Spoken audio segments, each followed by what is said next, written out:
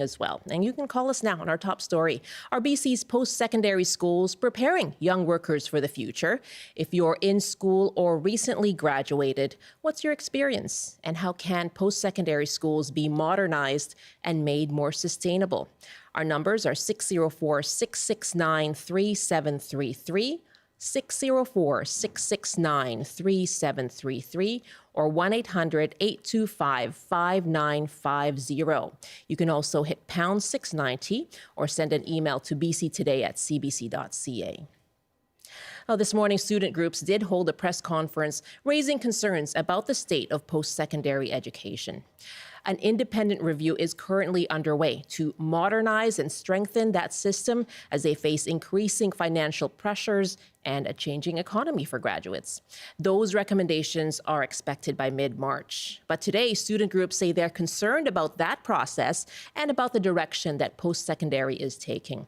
We have two representatives joining us now. In studio, I'm joined by Debbie Herrera Lira, chairperson of the BC Federation of Students, and Riley Huntley is president of the UBC Alma Mater Society and joins us now on Zoom as well. Good afternoon to you both. Thanks for joining us. Thank you so much for having us. Thank you. Welcome to you as well, Riley. Debbie, what are the biggest challenges faced by post-secondary schools right now? Yeah, well, the post-secondary system is currently in a crisis. Programs are being cut, services are being reduced or not as available as they were before. There's a lack of services, faculty and staff are being laid off. And all of that stems from a lack of funding to the post-secondary system. We've been echoing for years that the government has been over-relying on student tuition, particularly international student tuition, to balance their budgets. Funding has been stagnant for years. The province used to provide 70% of funding, now it's close to 40%, and the remaining falls on students' backs. So that's what students are facing right now. And with this review, students have a couple of concerns.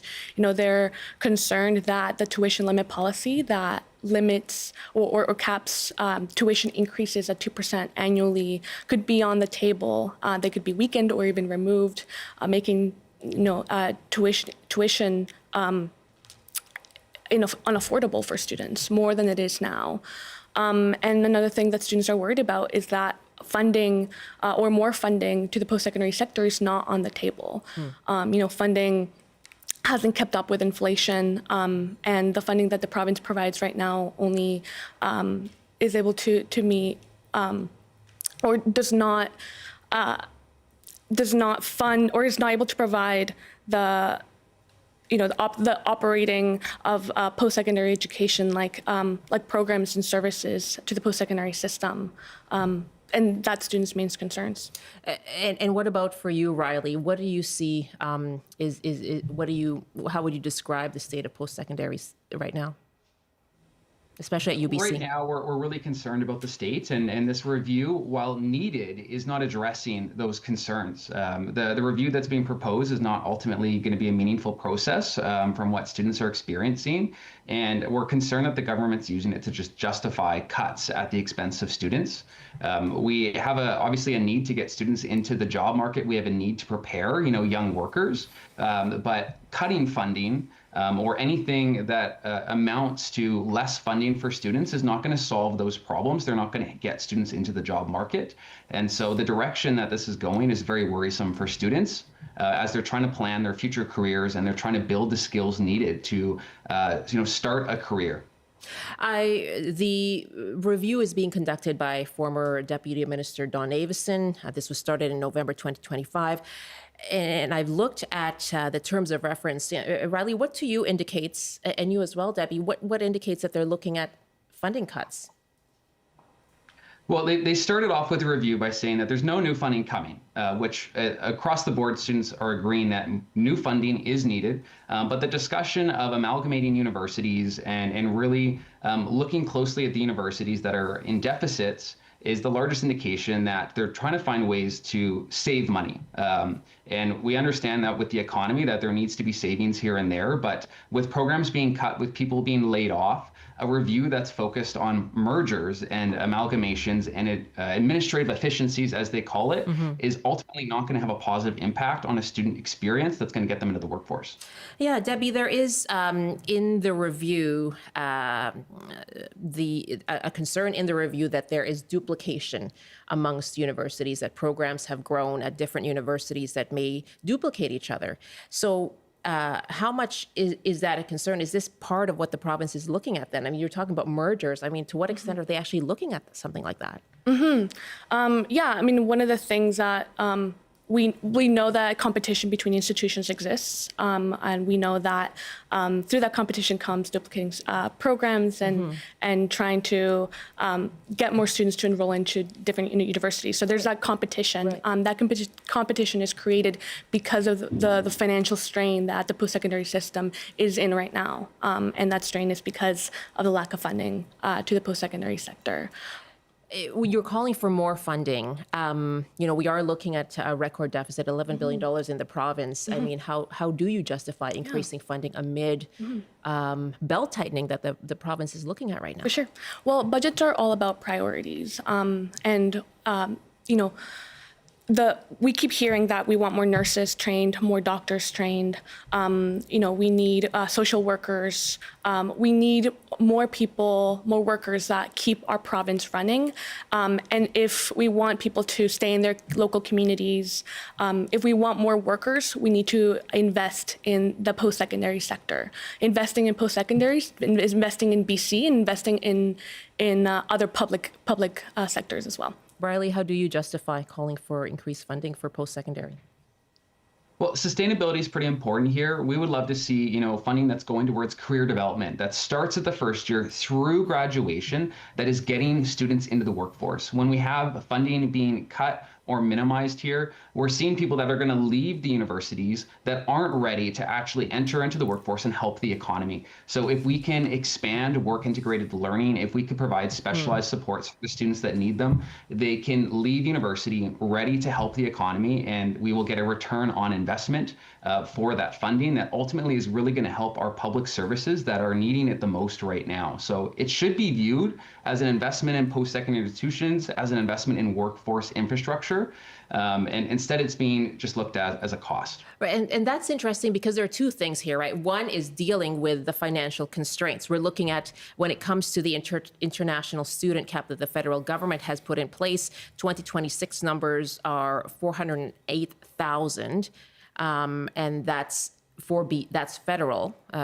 National in BC, it's 24,786 for this year. Of course, and that's a reduction, right, over year over the last couple of years since this new policy came in place. So there are the financial constraints, but also preparing for the new economy and the challenges brought on by AI. And that seems to be a goal of the province as well. So what actually needs to change structurally at post-secondary institutions to be able to face those changes, notwithstanding funding, but when it comes to program delivery? Riley? I think we had to make sure that students coming into university are given the support needed to have a clear career direction so that we can justify the funding that's going towards universities and make sure that when they are leaving, they're going to be able to have, a career that's in place. And so that's ultimately how we justified, is that we put money towards applied learning opportunities. We put it towards the staff's capacity that's going to support that so that we can close any readiness gap that is there. But some of that also has to be providing support to those international students so that ultimately they want to continue coming to Canada and feel like that they're not just funding other students' education, that they actually get the value out of the money that they're putting into it. Otherwise, the post-secondary kind of sector is going to be suffering even worse as a result of lack of recruitment. Debbie, for you, within the funding that there is now, what needs to change about the programs themselves to prepare students for the future? There's a lot of things that can change within the system, but I think what we're mainly focusing on is that the review, is student-centered. That students are prioritized their ability to access education, their ability for education to be affordable for students. That's mainly what we are advocating for, is for the tuition limit policy to not be weakened, and for, ultimately for more funding. But if no more funding is on the table, to just make sure that students are first. Make sure that this process is student-centered. I'm going to go to calls in a moment here, but the review, what is indicating to you that this review is not going to is looking at those things, and what makes you unsatisfied with the review right now as it stands? Well, we've heard that within the review that they're looking at different affordability measures, and one of them being the tuition limit policy as a possibility. And we've also heard that there's no new funding on the table. And you've met with Don Avison, is that right? Yeah, we had a consultation not too long ago. Okay, and so what was the outcome of that?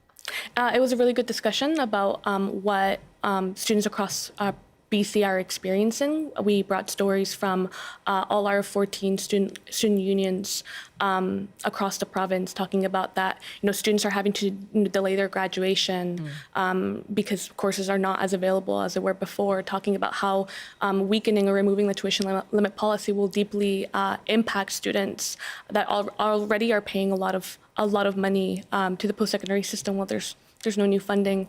And we just talked about what other things can be done to stabilize the post-secondary system, like creating a structural and equitable funding model. And we're not opposed to different changes to different things like that could happen to stabilize the system. But we just want to make sure that students are centered. We want to make sure that there's that they're looking at regions and making sure that the communities are able to be sustainable as well, because a lot of institutions are also economic anchors or provide workers to the local and rural communities. So we just want to, after our review, we had a really good conversation about what is needed for students and what is needed to make the sector sustainable. Okay, and again, the recommendations expected mid-March. My guest, Debbie Herrera Lira, chairperson of the BC Federation of Students, and Riley Huntley is president of the UBC Alma Mater Society. And we're taking your calls now as well. Are BC's post-secondary schools preparing young workers for the future? If you're a student currently or a recent grad, we'd love to hear your experiences and what do you think is needed to modernize and make sustainable the post-secondary system. 1-800-825-5950, 604-669-3733, 604-669-3733. And Landy is calling us from Burnaby, and Landy is president of the Simon Fraser Student Society, Simon Fraser University Student Society. Landy, thank you for calling in. Hi, thanks for having me. Yeah, so what would you say is the experience right now for students then?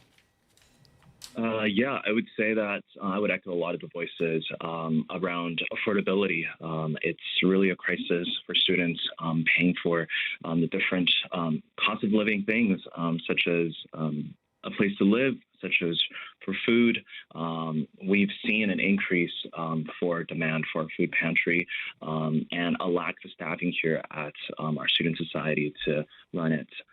With the current review in place for the post-secondary sector, with tuition being on the line or increases or less funding available or no funding available from the government, students are left again having trouble with affordability and being a student. Okay, what do you think is needed then? If possible, for more funding, of course, but if not, looking at keeping the tuition cap policy, but also examining how institutions are looking at budgeting and how we can make this work, but putting students first in that prioritization. Okay. Landy, thank you very much. That's Landy Liu, president of the Simon Fraser University Student Society. Our number again, 1-800-825-5950, 604-669-3733, 604-669-3733. And you can just hit pound 690 on your cell phone. As well, our email is bctoday@cbc.ca. Let's take another call now. And Tierdad is on the line in Victoria. Hi, Tierdad. Hello. Thanks. I remember when the Gordon Campbell BC Liberal, a very conservative party, came to power, they gave a 22% tax cut to the corporate friends. And tax cut means lost revenue for the government. To make up for it, they rose tuition fees 110% in one shot, 200% in 8 years. And today, as the result, in Victoria, University of Victoria, UVic students, they have to rely on food banks. The student society run a food bank for them. There is a church across from the university. They run soup kitchen for students. 400 students, they show up for soup kitchen. Some students, they live in their cars, and it even gets worse. Female students at University of Victoria, they have to go online and find sugar daddies to support their education. Tierdad, I don't know about that, but your point about affordability is taken. Thank you very much for the call. And referring to Gordon Campbell, under Premier Campbell, under the BC Liberals with Gordon Campbell, a multi-year freeze on tuition was lifted as well under the Campbell government. Thank you for the call, Tierdad. And Dwayne is next now in Maple Ridge. Hi, Dwayne. Thanks very much for calling in. Oh, hi there.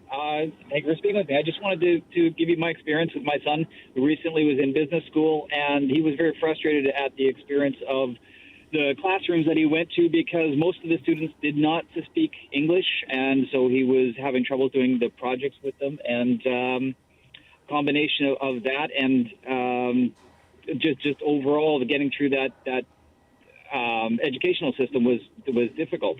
And there was also a lot of political leanings of the teachers that they would punish you if you had a different political opinion than they did. And so whereas this is supposed to be an open center for discourse and discussion, they were punishing students who disagreed with their opinion on things. And this is at a post-secondary, at a business school. Yeah, business school. It should not have really been, a perfect place to discuss these different types of opinions and have conversations about them, but not to punish your students because of it. What do you think is needed then to make that experience better? Your son recently graduated, is that right? No, he actually decided not to continue his schooling there. He went into the trades because of it. Okay. And so we're talking about what would make the post-secondary system sustainable or modernize it. Dwayne, what do you think then? Well, I don't have the answers to these questions, but that Sure. English as a requirement for the students is pretty important for those type of business environments that they're expected to make critical learnings of how businesses run and how these students are actually working together on student projects. It makes it very difficult. So the reduction of the number of foreign students into our system, I think, is good. Dwayne, thank you for the call. That's Dwayne in Maple Ridge. What are your thoughts on that, the kind of classroom conditions that are generated by, an influx of international students? Well, international students are very important to our classrooms, our communities. They provide diverse opinions, I personally know a lot of international students who have been in, like, my classmates and my friends, and I think there is value in having international students in classrooms. I think it's unfair that the provincial government over-relied on their tuition fees to fund the post-secondary system. They over-relied on their fees, and their fees are actually unregulated as opposed to domestic student tuition fees. And I think that is unfair. That's the issue that you have with that system. And what about you, Riley? I think a challenge is that, international students need to be viewed as peers and not, a source of funding for the university. We need to make sure, though, that all institutions in the province, because there are also private secondary institutions that some are not engaging in ethical recruitment, and we've heard of that problem across the country. But as a result, it shouldn't mean in cuts to international students in terms of permits for the institutions that are working hard to bring in international students that bring enormous academic and social value with their different perspectives, lived experiences that can strengthen discussion in classrooms, critical analysis, and problem solving. We should be able to maintain a high level of standard across the board that international students are getting major benefits as well as the domestic students in the classroom, and that it doesn't compromise education at all. But if there is issues there and people are turning to unethical recruitment, it's as a result of the government not funding public post-secondary institutions adequately. Let's take some more of your calls. My guests are Riley Huntley, president of the UBC AMS, joining us on Zoom, and Debbie Herrera Lira, chairperson of the BC Federation of Students, and taking your calls, as this morning these student groups held a press conference raising their concerns about the state of post-secondary education and the review that's underway right now. They're concerned about potential funding cuts and tuition increases as well. And we're taking your calls. Do you think that post-secondary schools are preparing students for the future? What's needed to keep them sustainable and to modernize the system? We have a couple more callers on the line here. For our TV audience, we'll pause for a TV break for you. We'll see you back here in 2 minutes from now. Right now, let's go to Courtney, who's joining us from Prince George. Hi, Courtney. Are you a student at UNBC? I cannot be either. So I was actually hired through the YMCA up in Prince George. I was to take my early childhood education through a place that is not UNBC or College of New Caledonia. It's actually the Pacific Rim Early Childhood Education Institute. Okay. And what ended up happening was going into about 3 courses, all of a sudden the funding for this program for the YMCA to pay for people to go through their system. It got pulled, and it sadly left me with an ECEA certificate, which has really put a damper because licensing is huge in our community, and licensing says I cannot be by myself with children. However, other regions, that is not the case because it's all an interpretation about the legislation. So I am left in limbo. I do not have a way of figuring out my course, and the college doesn't really recognize it. So I think it's, when it comes to funding, I do think we need to, think about what's available to these rural communities, because I know there's lots of options for people in larger centers down in Kelowna, down in Vancouver, but here in Prince George, where we desperately need our ECEs, it is very hard to figure out how to manage that. Wow. Courtney, thank you so much for your call. Really appreciate hearing from you.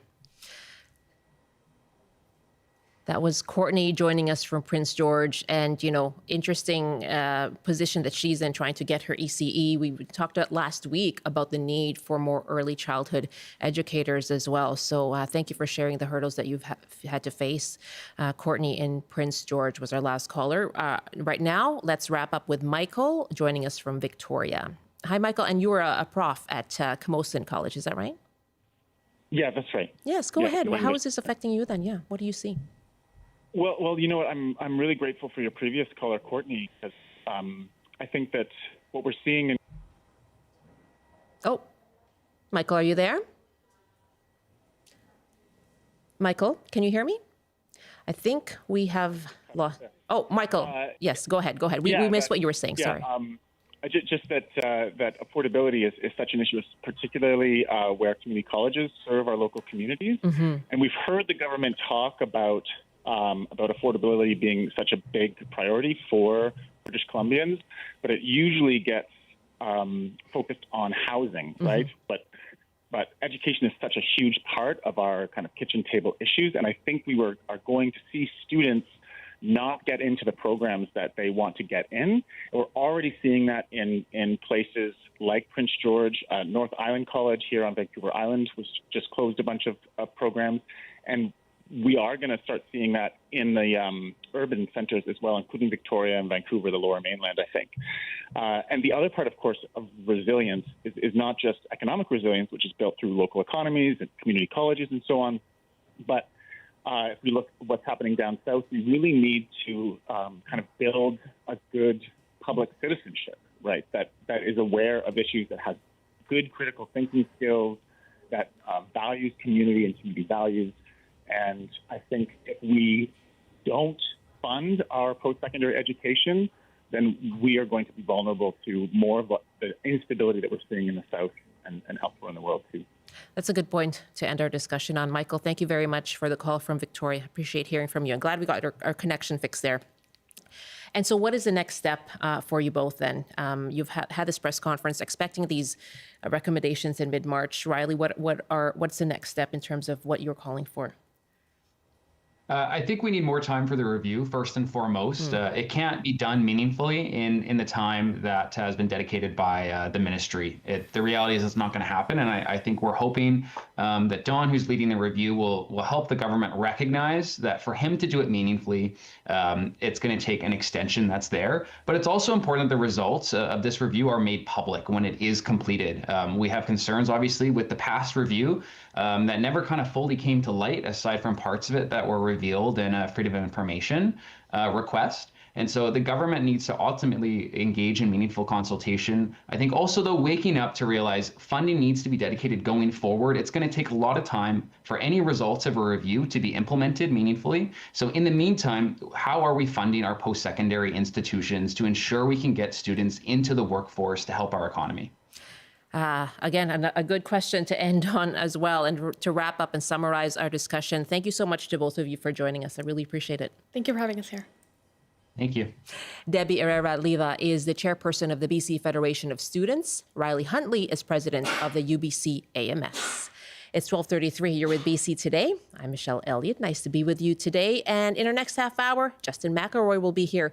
We're actually going to talk about where things are getting better in society. We kind of tend to overlook that. And we'll talk about that and ask you, what has you feeling optimistic? That's coming up after the CBC News Update. And here's Rob Zimmerman.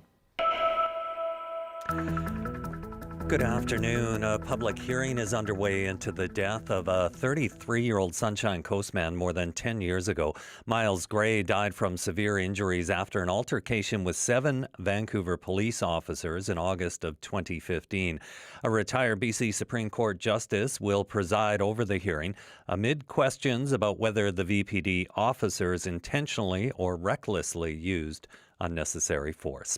Police in Surrey are dealing with what they believe is another extortion incident. Shots were fired at a Cloverdale business this morning. Nobody was hurt. Investigators say there are no suspects identified at this point. And Statistics Canada says BC's inflation rate fell to 1.7% in December from 2% the previous month. That figure is the lowest among the 10 Canadian provinces. And now the forecast of fog warning continues for sections of Vancouver Island and Metro Vancouver. On the north coast, a mix of sun and cloud this afternoon with a high of 7. Highs around -2 and mainly cloudy in the Peace. In the central interior, including Prince George, a mix of sun and cloud with a high of -6. Highs from -5 to +1 with some sunshine this afternoon in the Kootenays. In the southern interior, including Kelowna, partly cloudy with a high of 3. And for Metro Vancouver, Greater Victoria, and the Fraser Valley, sunny this afternoon with highs from 8 to 12. That's your CBC News Update from Vancouver. Rob, thank you very much. Rob Zimmerman in the CBC Vancouver newsroom. You're with BC Today, and more on that trade deal that Canada has signed with China. And that comes after years of a frosty relationship between the two. Now, Canadian car buyers will soon have access to Chinese electric vehicles. The deal will allow up to 49,000 Chinese-made EVs to be imported into Canada. and that number increasing to 70,000, and also looking at the decrease, the slashing of the tariffs from 100% to 6%, just above 6%. Well, CBC story producer Zach Orobko went to Richmond to hear how people are feeling about that.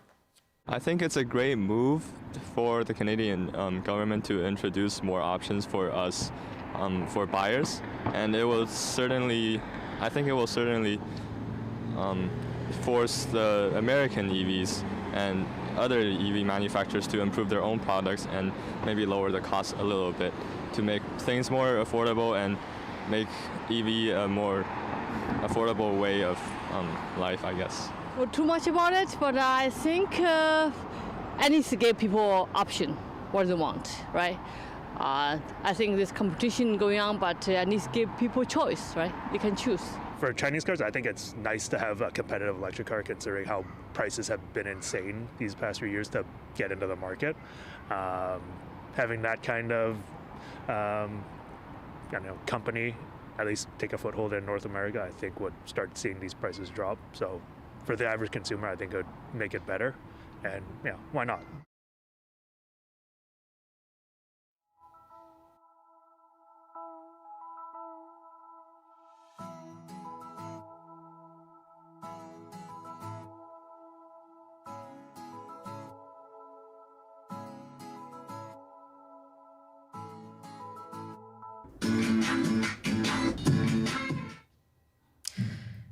$12:37 now. You're with BC Today. It is Blue Monday today, and that's often seen as the most depressing day of the year. And yes, there is a lot in the world and in the news that is concerning and can make you feel little hope. But here's the thing. There are also some things that are getting better, and we often overlook them. Well, we're going to put a spotlight on them today. CBC's Justin McElroy has been gathering data that finds where things are improving.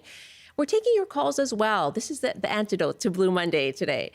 What do you see is getting better in your own community? And what is making you optimistic in 2026?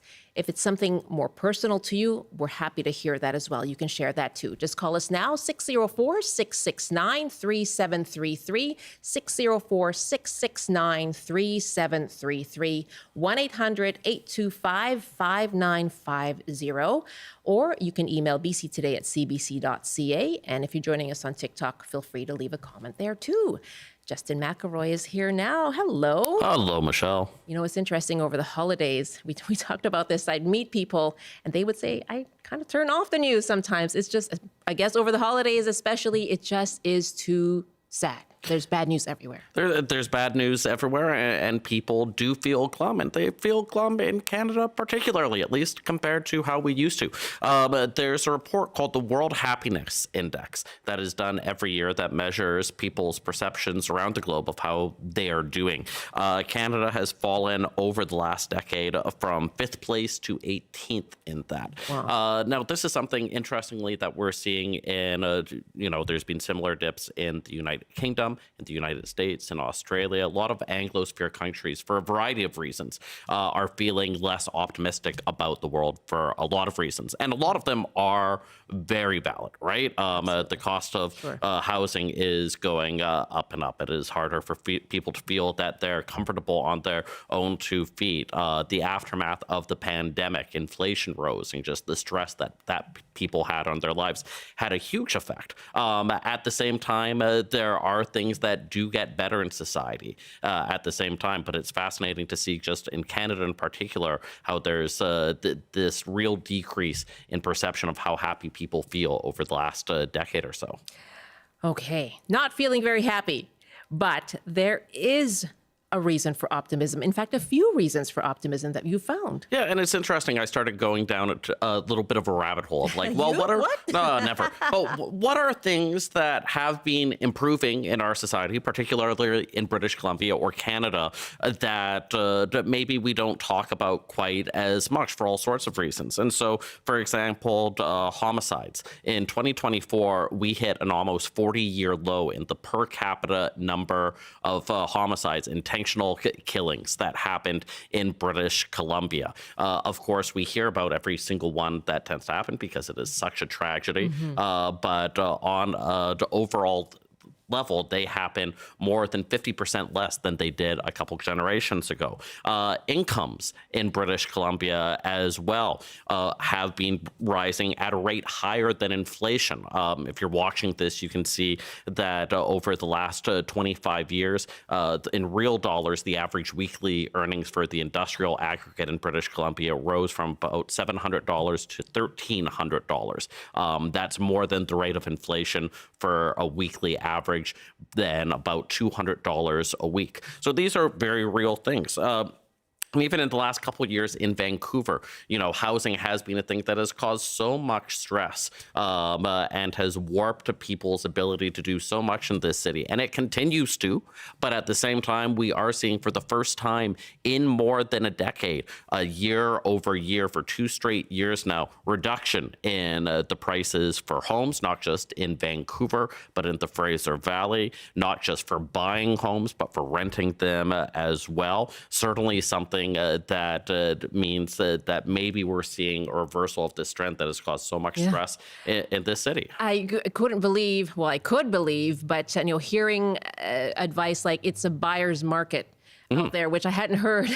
No, and it takes a long time for that perception to change. And of course, there are plenty of people who are still priced out of this buyer's market because of how much things have rose. Hasn't gone down enough, I do just want to show one other chart as well, which is overdose deaths, something that has been so tragic across this province and has cost thousands and thousands of people's lives and has affected all of their families as well. For 2 straight years now, we've seen a decrease in the city and in the province of British Columbia, a decrease of about 25 to 30%.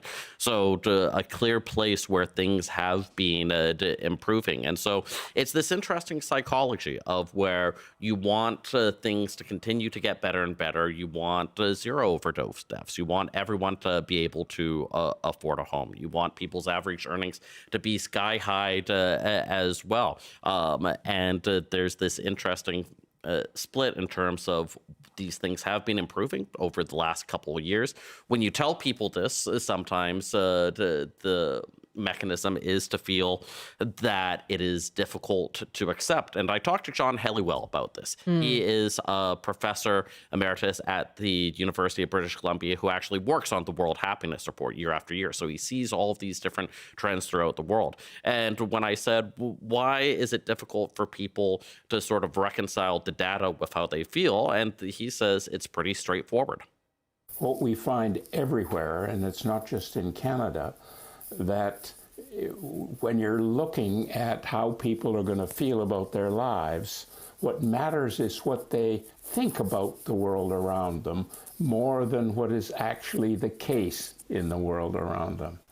And we see that in all kinds of data, so that people, in terms of how it affects their lives, it's what they perceive the crime rate to be rather than what the crime rate actually is.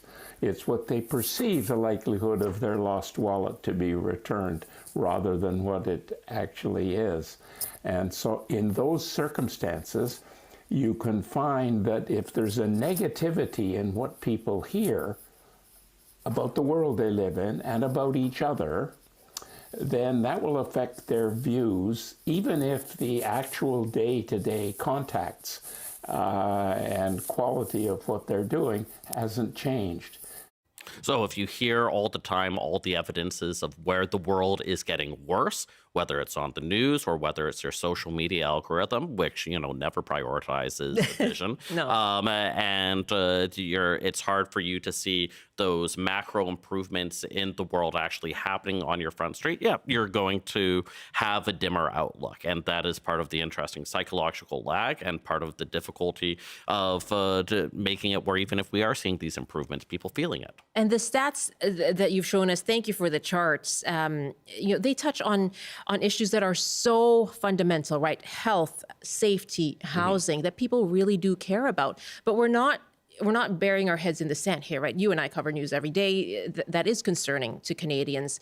So is it possible to acknowledge both that, there is good, there are at least improving trends, while also recognizing that there are really serious concerns. And absolutely, and it is hard to do sometimes, and it is hard to hold both thoughts in one's head and give them equal validity. It is hard sometimes to do that in a news story over the course of an hour-long radio talk show, for example. I wouldn't know about that. But it is something to reflect on days like Blue Monday, when we're thinking about how glum things can be and the reasons to point out those things, of also trying to consider in totality those which we can at least, if not smile, consider that some things are in fact improving. We are taking your calls on that. Where do you see improvements in your own community? Love to hear from you. What is making you feel optimistic in 2026? Our number is 604-669-3733, 604-669-3733, 1-800-825-5950. Michael wrote us an email from Nelson. I'm noticing that most people recently are clearly understanding how the systems we are living with actually work. And as a result, we are learning how to change things. I find that very encouraging as we build a better world. Michael, thank you very much for your email. BC Today at cbc.ca. I'm here with CBC's Justin McElroy to take your calls. And Roman is on the line now from Port Alberni. Hi, Roman. Welcome. Good day. Happy New Year to you. And a Happy New Year to you. Yes. And what is making you feel optimistic? It may be a bit wordy, but I'll do my best to be succinct. Looking around at all the stripes of Canadian and seeing resonance across, no matter if you're an immigrant, newly landed, if you're a long-standing immigrant, second, third generation, if you're from here originally, like us Indigenous, there is resonance in the messages, and they're starting to coalesce into a singular message. Not to say that one should win, but we're all seeing each other as the trees for the forest, and we're coming together. And there's such great hope and power in seeing that we as Canadian are not forsaking our identity for seeing those around us, that we don't have to subscribe to an ideology, to a church, to any sort of thought. We can be ourselves, authentic and true, and we're allowed to do that here in a way that is helpful and growing, and that is hopeful. Wow. Really well put, Roman. And I wonder, how much of that is done through the conversation and through the dialogue and discussion that you're seeing around you? I think it comes from very courageous dialogue, because you have to be willing to be wrong, for one. You have to be willing to defend the points that are true, but also adjust the points that require more information to see it more clearly. So you have to be willing to fail. The paradox of being in a society is we have to fail to become better. And let's be brave enough to do that well, and let's help each other along when each other falls. I'm very grateful to hear from you today, Roman. Thank you for the call. Thank you. That's Roman joining us from Port Alberni. Yeah, I mean, that's kind of what we do all day as well, is that kind of dialogue, but that acknowledgement as well of this is where I need to adjust, or I could adjust my point of view. You're on social media a lot. You seem very happy about that. But yeah, I mean, how much of that is improving then? Are we hearing people across the aisle or different points of view, perhaps more loudly, more clearly, more frequently? And it's tough. And so much of it is, do you have places where you feel you can express this, right? And it can be in the virtual world. It can be in physical places. But we go back to the pandemic. And again, if people don't have places where they are able to express their sense of purpose in physical spaces, to connect with people, to have that reflection happen, it certainly makes it harder to look forward to the future and feel optimistic. Yeah. Now, you spoke with the psychologist John Helliwell. What more did he have to tell you?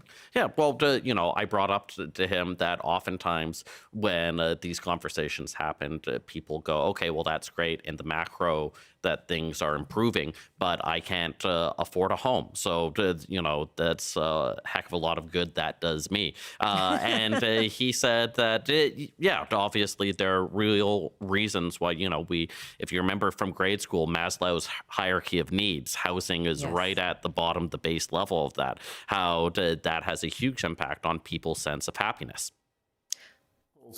Beliefs about their future economic circumstances are really very important to what they think about their lives.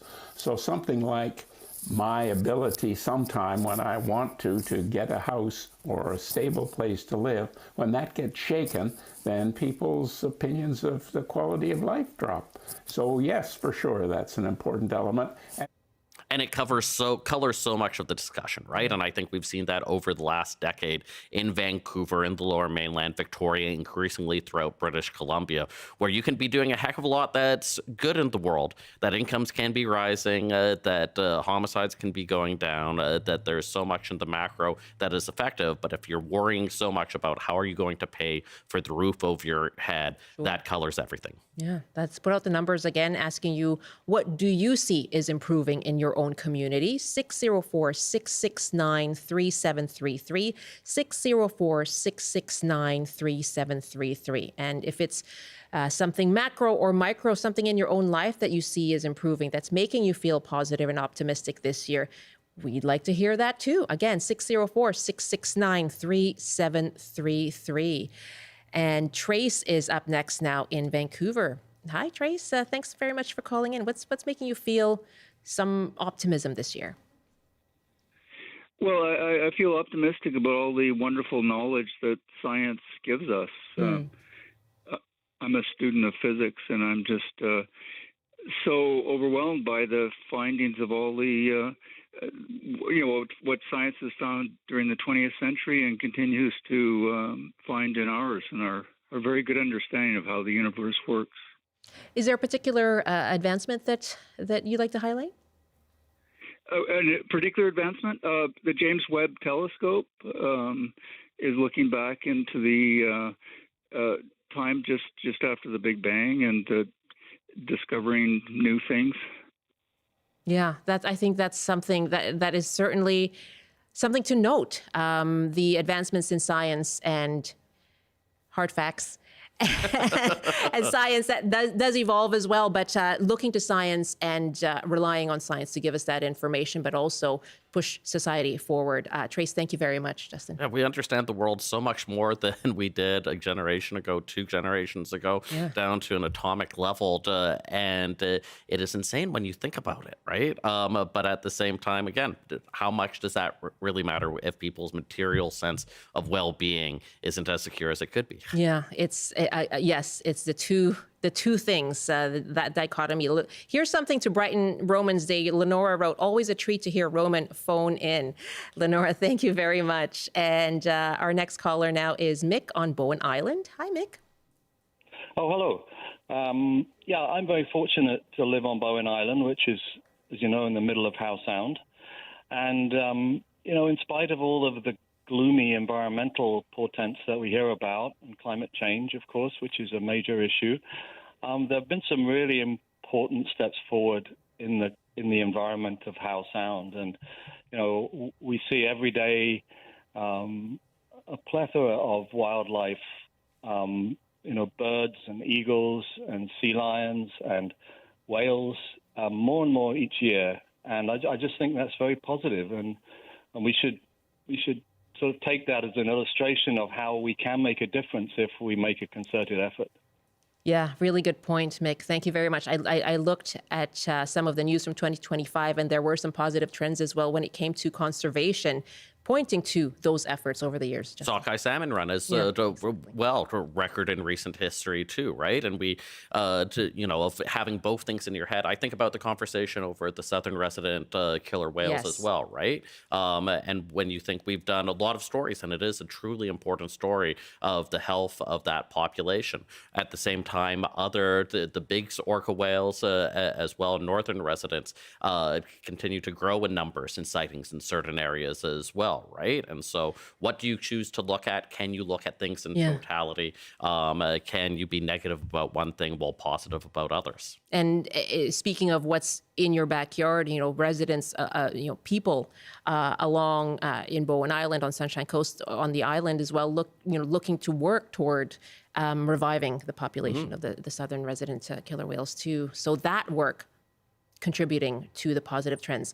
Trevor up next in Agassiz. Hi, Trevor. You wanted to comment on the crime stats. Yeah, I just I've noticed, like especially over the last provincial election, the federal election, this push to create fear amongst their community with regards to crime stats. They just say crime's up. No one goes over what specific type of crime, and so you're just, it makes it sound like we're constantly surrounded by violent psychopaths. And if you look at the crime statistics, like you said, like we have the lowest homicide rate in 40 years. Violent crime is down. The police have even said there's not as much violent crime. And then you have people that are like, well, that's just not what I see, and that's not what I believe. So it's like our perception.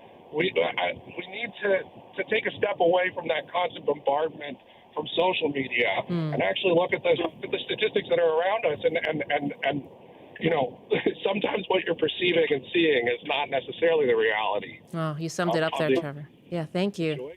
Yeah, assaults down in the city of Vancouver by about 30% over the last 2 years. Similar numbers in the violent crime stats throughout a lot of British Columbia. Again, things increased during the pandemic for a whole host of reasons. In some municipalities, the violent crime stats haven't gone down in the last 2 years. Surrey's an example, for example, talking about extortion over the last little bit as well. But it is interesting, and I have that as well when I tell people, hey, this is what the numbers say, and they say, well, I don't trust the numbers. Less and less people are reporting to assaults, and it's like, well, most people still, it's one thing about break and enter, and you don't think that someone is going to the police are going to be able to help in any ways. With certain things like serious aggravated assaults, with homicides, those are things that the police do become very aware of. We can trust to a very high extent this sort of data, but if you've had your own personal experience where that hasn't been the case, or you've been on TikTok for a long time and have seen